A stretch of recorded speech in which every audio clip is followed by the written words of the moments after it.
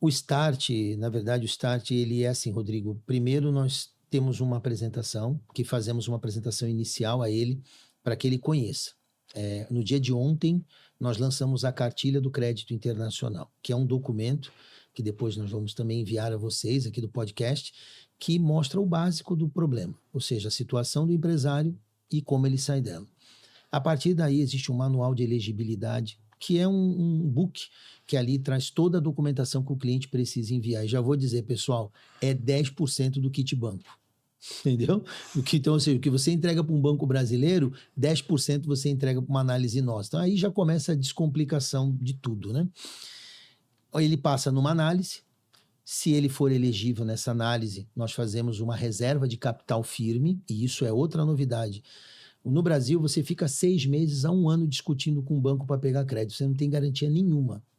BNDES, FCO, todos, bancos privados, ele pode a qualquer momento te negar. Lá fora funciona diferente. Lá nós fazemos uma reserva de capital e o cliente, quando entra, ele tem uma garantia de que o crédito dele será aprovado. Então, isso é muito bom porque dá previsibilidade ao empresário. Uma vez que ele é aprovado, ele vai assinar um contrato de estruturação financeira. Dentro desse contrato de estruturação financeira existem as obrigações tanto nossa, da Savel, como do cliente, e aí ele entra no processo de crédito. Então, basicamente, é um processo bem tranquilo.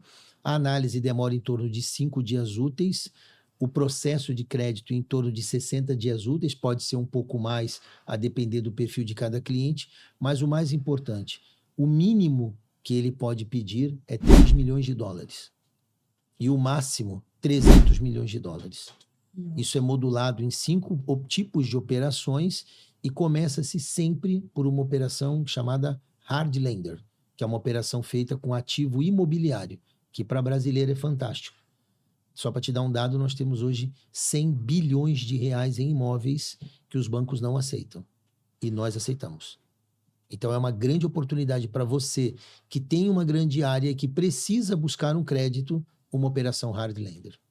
Muito bacana. E com relação ao imposto, quando ele importa esse investimento, ele paga mais do que um crédito aqui nos bancos privados e públicos? Como é que funciona esse detalhe? Assim, primeiro, muito importante, Rodrigo, dentro do processo de crédito no Brasil, existem juros compostos, que é diferente dos juros americanos e europeus, que é juros simples. Eu acredito que você entende essa parte aí. Então, ou seja, no Brasil, a taxa de juros média é de 18% a 30%. O Banco Central reconhece a taxa de mercado básica 22%. Isso é a realidade dos empresários brasileiros. Lá fora, as taxas de juros variam nominalmente de 6% a 12%, que é a faixa que a gente trabalha. Juros simples. Então, você aí já tem um ganho gigantesco de sair de juros compostos para juros simples. Outra coisa, no Brasil, você pode fazer 30 operações de crédito que não reduz a sua taxa. Lá fora, a sua taxa é desvanecente. Ela cai à medida que você vai tomando mais crédito. Sobre impostos, existe uma lei federal chamada 4131, que é mais velho que eu tenho 52 anos, a lei tem 62 anos, e essa lei, ela diz que qualquer investimento estrangeiro entra no Brasil sem tributação. Então, se você for lá fora e pegar 10 milhões de dólares e emprestar para você mesmo, você abre uma empresa lá fora, capta 10 milhões de dólares. Quando você faz um ROF, que é um registro de operação financeira, via o Banco Central, esses 10 milhões de dólares entram sem pagar tributo. E isso é maravilhoso para o empresário. Nenhum tributo. O que você cobrar de você mesmo, por exemplo, Luciano, eu vou cobrar, eu captei a 8% e eu vou emprestar para mim mesmo no Brasil a 9%. Nos 9% tem tributação, mas não no capital principal. Então, é muito simples você entrar com dinheiro legal e legítimo no Brasil. E se esse dinheiro vir para investimento, financiamento ou empréstimo, não tem tributação no capital principal. Entendi. Luciano, como que você avalia o empresariado brasileiro? Porque a gente sabe que aqui tem gente muito competente, criativa, mas eu já entrevistei alguns empresários e todos fazem o mesmo questionamento, né? Falta de investimento, insegurança jurídica, dados econômicos. E é aquela iniciativa do livre mercado. Como que você faz essa avaliação hoje no contexto do Brasil? E qual que é a sua perspectiva para o futuro, né? Como você acha que está caminhando a economia? Olha, Rodrigo, é uma pergunta muito boa, porque eu também sou empresário, né? É como você Sim. fala assim, como se analisa os pais do Brasil? Eu sou pai, então eu me analiso começando por mim, né? Então a mesma coisa, eu sou empresário, eu sou um empresário que sempre imaginei o Brasil melhor e o Brasil sempre veio melhorando, é inegável, né? O Brasil nos últimos 20 anos melhorou muito. Lógico, não é o país que nós queremos ainda, mas ele melhorou, porém alguns setores ainda precisam de uma robusta melhora. E um deles é o empresarial. E vou te explicar por quê. Segundo o Instituto Falconi, do Vicente Falconi, que é um grande consultor, somente 10% das empresas médias brasileiras possuem planejamento de médio e longo prazo. Isso é um erro letal que o empresário comete. Letal. Sem uma visão de longo prazo, você não tem como planejar hoje. Todo mundo aqui, se você vai daqui para Santos e você não sabe, você não planeja a viagem daqui para Santos, sim daqui até a esquina e depois até o próximo quarteirão, você não vai chegar em Santos da maneira correta. Você vai fazer um monte de curva. E é o problema do empresário brasileiro. Ele precisa se planejar a médio e longo prazo.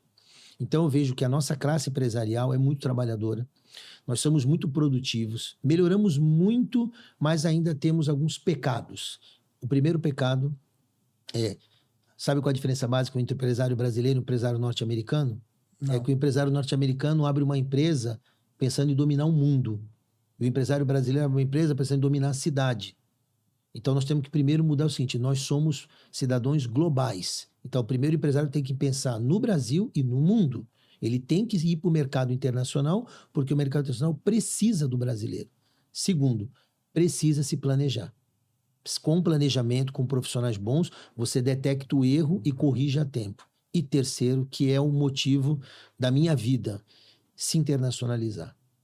Os Estados Unidos tem 18 mil empresas internacionalizadas e o Brasil 47.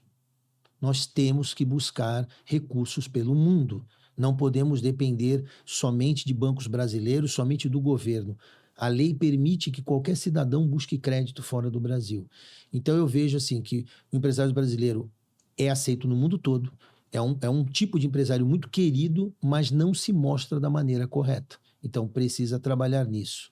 Qual a minha visão de futuro? Bom, eu sou uma das pessoas que estou trabalhando para que o novo empresário, né, essa millennials, né, que vem aí, que ele já se pense poderoso internacionalmente. Não poderoso a nível Brasil, poderoso internacionalmente. Eu dou um exemplo pequeno.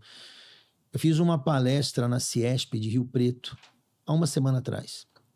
Lá eu falei que o crédito internacional, ele torna uma pessoa, uma empresa, tem um crescimento exponencial, porque no Brasil cresce orgânico. O pessoal da JBS em Boca Raton usou o termo explosivo. E a JBS já fatura 353 bilhões. Então imagina um cara desse tamanho ainda pensando em crescimento explosivo.